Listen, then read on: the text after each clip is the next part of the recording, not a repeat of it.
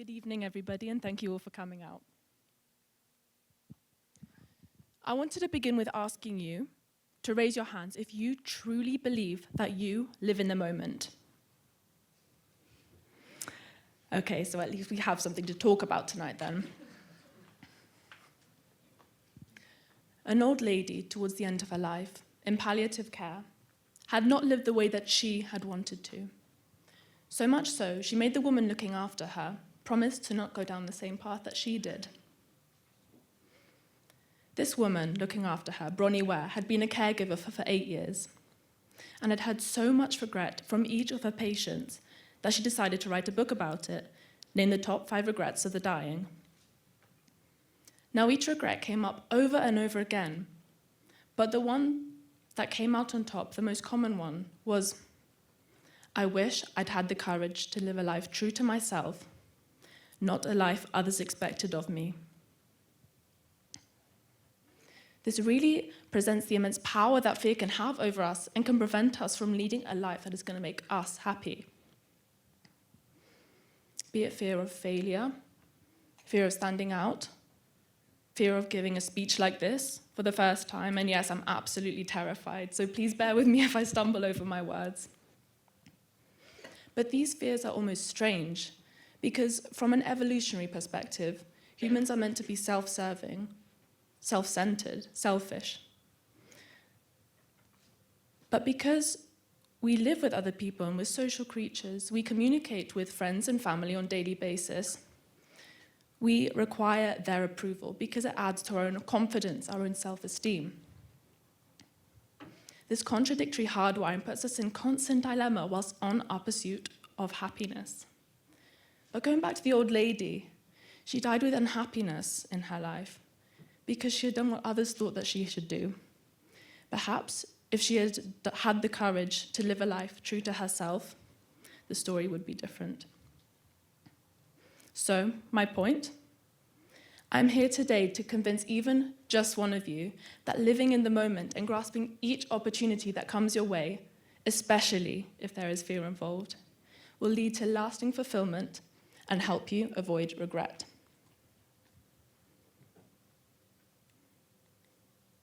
So what exactly is living in the moment? It means different things for different people, but it's not only the ability to be spontaneous, it's the ability to be present with any given activity, no matter how big or small, without being preoccupied by the past or the future. And I think age tends to hold a lot of power over people. You often hear older generations use terms such as in my glory days, in my youth, in my peak, to describe a time of their life that they consider to have been better than what they have now. However, a study done by The Economist shows that the happiest ages are around 70 and 80 years old, which came as a massive shock to me. I don't know about you guys, but it was because these older generations were always telling me, enjoy what you have now. You are living your best life now. And I'll come on to this later. But the theory for this, to why these ages are the happiest, is that when faced with death, when faced with the end of one's life, people become that much more committed. They make it their mission to enjoy every last minute and second. Now, I don't know how many of you have heard the slightly cheesy term, an attitude of gratitude. But my grandmother is one of the most grateful people I know, and she is currently in her 80s. Now, she is Armenian, but she grew up in Iran and moved to Wales when she was a young adult, and has now lived there ever since. And this place, this beach, Langland Bay, is about a 20-minute walk from my grandparents' house. And every time I go to this beach with my grandmother, she's always expressing how grateful she feels to live in such an incredibly gorgeous place. And I realized that her ability to express and feel this gratitude is the reason for her contentedness with her life. But right now, as a teenager, time seems endless. And there's lots of teenagers in the room tonight, I can see. But it's not. Time is not infinite. And the sooner we all realize this, the sooner we can start treating time with the value it actually has. So how does outlook change with age? When plotted on a graph, happiness and age form a U-shaped curve, also known as a happiness curve. So from age 18, happiness statistically decreases until age 40, 50, where it reaches its all-time low, which many of you may know as midlife crisis. So, the reason for this is that people get caught up with commitments, work, relationships, and these factors often cloud the fact that these are the best years that we are going to live mentally and physically. Interestingly, 2/3 of us believe that our happiness lies ahead of us, not now.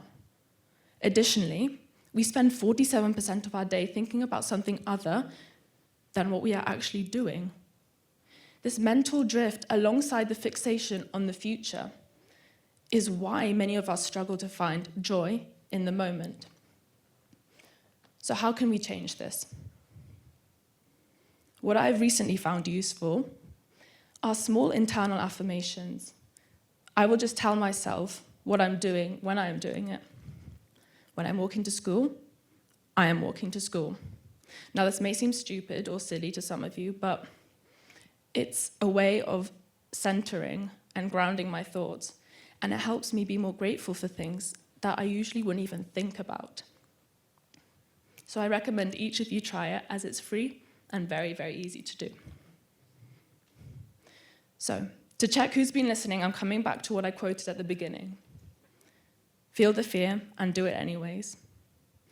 I'm speaking from personal experience. When I say something is really, really worth doing, there's probably going to be some level of fear involved. Leaving home at 16 to move to another country where I don't speak the language and I don't have any family in definitely involves some fear. And so did deciding to do this TED Talk. But here I am in this incredible city with incredible culture and food and people, giving you my TED Talk. And in the future, I'll be happy to have pushed myself to have done it. The fear of regret, the fear of this opportunity passing me by was greater than the fear of failure. So I'd like to leave you with this today. Use death as a tool to live. And by this, I mean understanding that time is not infinite. And the sooner we realize this and we start treating time with the value it has, the sooner we can live a life that is going to make us happy, the life that is going to make us happy at the end of it. So, I'd like to draw a new line, a straighter line. Not down here, but up here. Thank you.